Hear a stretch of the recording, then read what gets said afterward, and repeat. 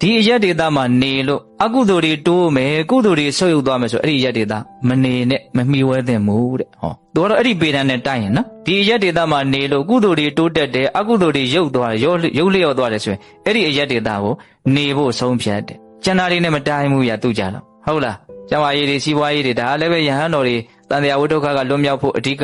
နှစ်ဦးတည်နေတဲ့ပုံကိုယ်တွေအတွက်ကတော့ဒီဟာကအလွန်မှကိုပဲအရေးထားတဲ့အမြင်တစ်ခုပေါ့နော်ဒီနေရာမှာနေလို့ကုသိုလ်တိုးမယ်အကုသိုလ်ရော့သွားမယ်ဆိုရင်အဲ့ဒီနေရာကိုနေတဲ့ကျန်တာတွေသိအဆင်မပြေတောင်မှအဲ့ဒီနေရာကိုနေရမယ်အဲ့ဒီလိုမြတ်စွာဘုရားဟောတယ်ဟုတ်လားဒါကြောင့်နေရာအရေးကြီးတယ်ဆိုတာလေးကိုဘုန်းဘုန်းတို့ဒါဏိဒန်းအနေနဲ့ပရိရူပဒေသဝါဒသဘောတဘာဝလေးကိုဘုန်းဘုန်းတို့ပြောပြတကယ်တမ်းကမြတ်စွာဘုရားမှားတာတယ်ဘယ်နေရာကိုဘယ်တတ်တော်ဟာနေလို့ရှင်ပို့ပြီးတော့အကျိုးရှိနိုင်မယ်အကျိုးမဲ့သွားနိုင်တယ်ဆိုတာတွေကိုတိတိကျကျသိနိုင်လိမ့်မယ်ပေါ့ဒါကျေပြန့်တဲ့အကြောင်းလေးကိုဘုံဘုံပြောနေတာဟုတ်လားဥပမာဘုံဘုံတို့မြတ်စွာဘုရားသိတော်မူမြင်တော်မူဖို့နေရာနဲ့ပတ်သက်ပြီးတော့ပြောတဲ့အရာလေးတစ်ခုဘုံဘုံဒီမှာမှတ်ထားတာလေးဟာလူတိုင်းကြားဖို့ပါတယ်မေတ္တာတုတ်ဟောရင်းရဲ့အကြောင်းတရားယဟန်တော်900တောထဲသွားပြီးတော့ကမ္မဋ္ဌာန်းတရားယူပြီးတော့တောထဲသွားတရားအထုတ်ကြတော့နတ်တွေကနှောင့်ယှက်ကြတာကြားဦးတယ်လေဟုတ်လား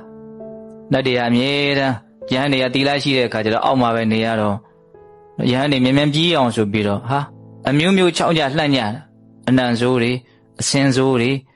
ဘလို့မှနေမရတဲ့အခါကျတော့အဲ့ဒါဝါတွင်ကြီးပဲမြတ်စွာဘုရားဒီကိုပြန်ပြီးတော့ပြည်လာကြရတယ်ဆိုကြပါစို့အဲ့ဒီမှာမြတ်စွာဘုရားမြင်တယ်ဒီယဟန်တွေကအဲ့ဒီနေရာမှာနေမှနော်အတိတုဉဏ်တွေကိုရမယ်ဆိုတာကိုမြင်တယ်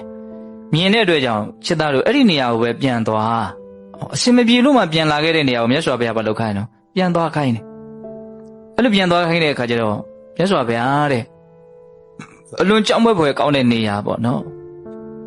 အဲ့တင်တို့မှလက်နဲ့မရှိလို့ပါတဲ့အဲ့ဒီနေရာမှာတင်တို့အစင်ပြေဖို့အတွက်ငါလက်နဲ့ပေးလိုက်မယ်အဲ့ဒီလက်နဲ့ကဘာလဲဆိုတော့မေတ္တာလက်နဲ့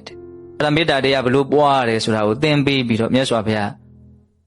မေတ္တာတုတ်တရားဒေသနာကိုချီးမြှင့်တယ်အဲ့ဒါကိုရွတ်ဖတ်အဲ့ဒီအတိုင်းလေ့ကျင့်ပွားများဆိုပြီးတော့မေတ္တာလက်နဲ့ကင်ဆောင်ပြီးတော့တခါစိတ်သစ်လူသစ်နဲ့သွားကြပြန်တယ်ဟောမေတ္တာတရားရဲ့အစွမ်းတတ္တိ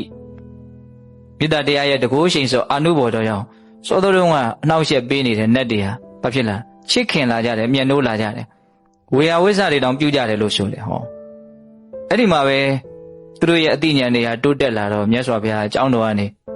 နောက်တကိုးတော်နဲ့ကြွပြီးတော့ကာထာတပုတ်ဟောတာလေကုံဘူပမံကာယမိမံဝိဒိတဝါနဂရုပမံစိတ်တမိတံတပိတဝါယောဒေထမာရံပညာဥဒေနဇိတင်္စရခေအနိဝေတနောတိယဘုရား